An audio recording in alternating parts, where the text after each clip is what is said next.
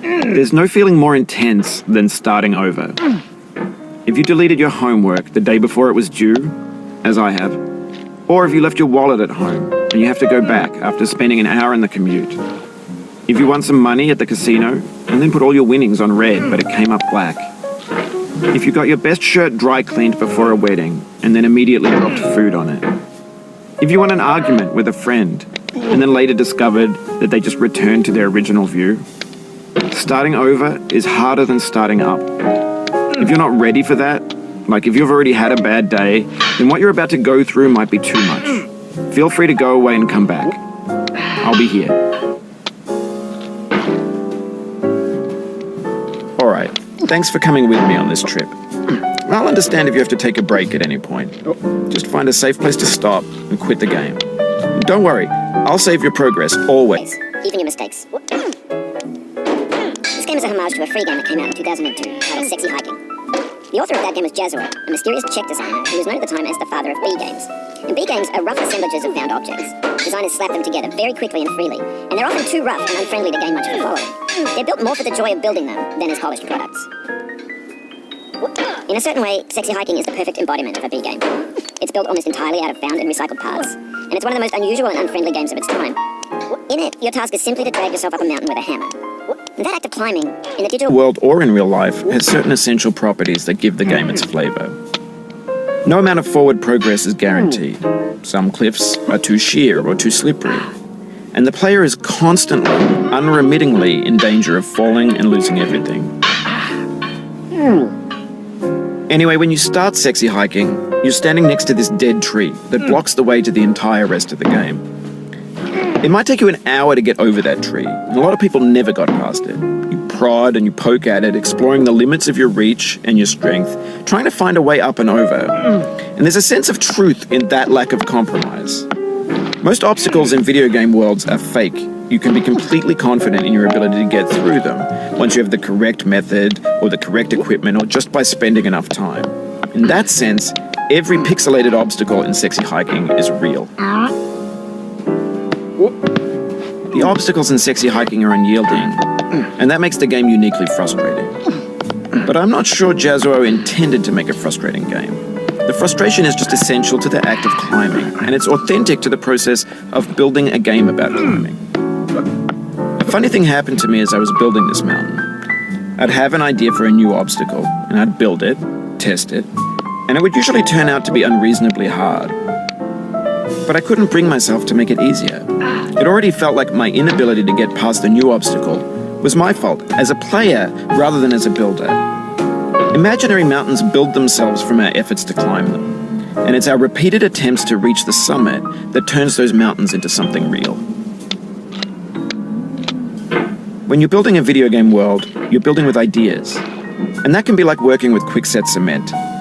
You mold your ideas into a certain shape that can be played with, and in the process of playing with them, they begin to harden and set until they're immutable, like rock. And at that point, you can't change the world, not without breaking it into pieces and starting fresh with new ideas.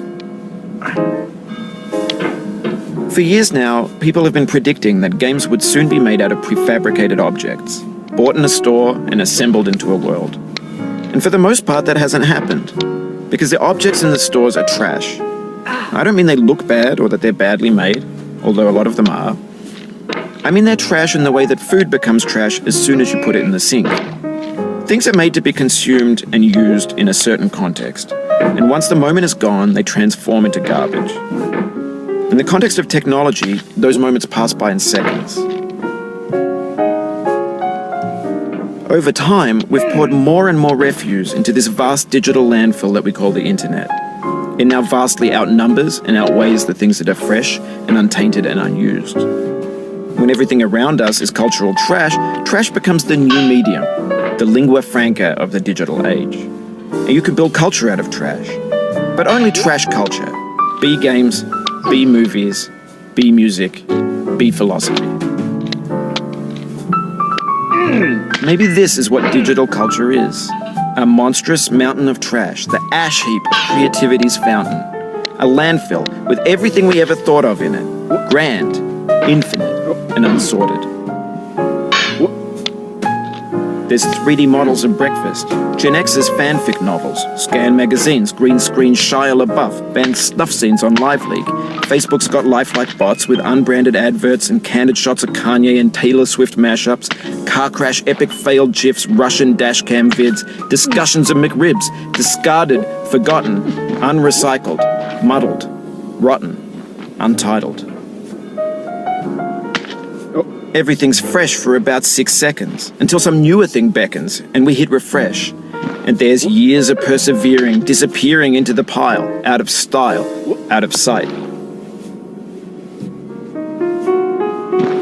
In this context, It's tempting to make friendly content that's gentle, that lets you churn through it but not earn it. Why make something demanding if it just gets piled up in the landfill, filed in with the bland things? When games were new, they wanted a lot from you. Daunting you, taunting you, resetting, delaying you. Players played stoically. Now everyone's turned off by that. They want to burn through it quickly. A quick fix for the fickle, some tricks for the clicks of the feckless. But that's not you, you're an acrobat. You could swallow a baseball bat. Now I know, most likely you're watching this on YouTube or Twitch, while some dude with 10 million views does it for you. Like a baby bird being fed chewed up food. That's culture too. But on the off chance that you're playing this, what I'm saying is, trash is disposable, but maybe it doesn't have to be approachable. What's the feeling like? Are you stressed? I guess you don't hate it if you got this far. Feeling frustrated? It's underrated.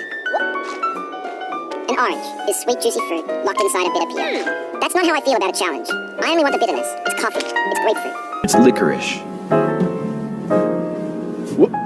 It feels like we're closer now. Composer and climber, designer and user. You could have refused, but you didn't. There was something in you that was hidden, that chose to continue. It means a lot to me that you've come this far, endured this much. Every wisecrack, every insensitivity, every setback you've forgiven me is a kingly gift that you've given me. We have the same taste, you and I.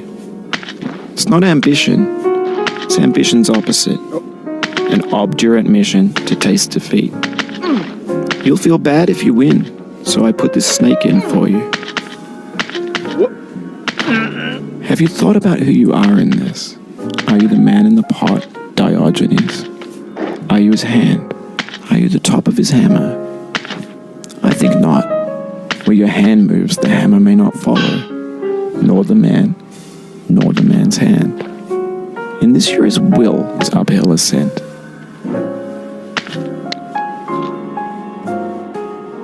Now, you've conquered the ice cliff, the platforms, the church, and the rectory, the living room and the factory, the playground, the construction site, the granite rocks, and the lakeside.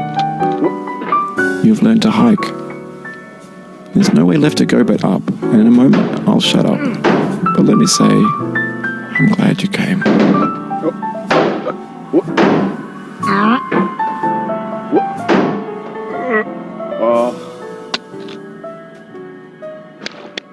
I dedicate this game to you, the one who came this far. I give it to you with all my love. No.